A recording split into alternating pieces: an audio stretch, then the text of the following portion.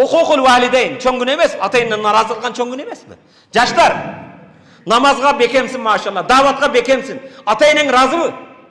Картошка жинаймын десе, жоқ, мен даватқа дейсің. Ата-ененің разылығы қара көңіл урматы мұсылман. Hukukul valideyni ата-ененің разы кылуу çoң күнәлерден наразы кылуу çoң күнә. Кеде мамле мен наразы кылган жоқмын дейсің, ә?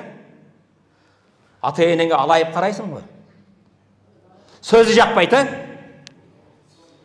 Урматты мұсылман бір туған, ата-ененің ағарған сақалына, ағарған чачына, түшіп қалған кірпігіне қарап, бечара менің атам, мен үшін үстінде қарды деп тырыштарын санап отырыш, хажға барғандай соғып қия боласың. Аларға алайып қарағаның, кеді, болды, алайып да қарабадым. Сайтқан сөз жақпады, ешік жауып шүйіп кеттің. Машинаға кечігі отырса, ешігіңді қатқыр жабасың, тезірек шықпайсың деп. Бұл çoң күнәлерден çoңы бұл. Бұл hukukul valideynin başlanışı бұл. Hurmatlı musulman bir tuğan. En çoң күнәлерден дағы бір өзі, кейде досторыңмен отырып, Ayşe'den қарағанда шындай болып, атаңды ғибат қыласың бұл.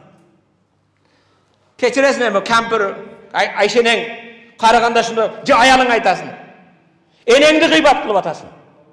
Қатырыңа жағыш үшін, атаңды ғибат қылып атасың. Başka bir öge cağış için, bu en çoğun günahlardan birisi.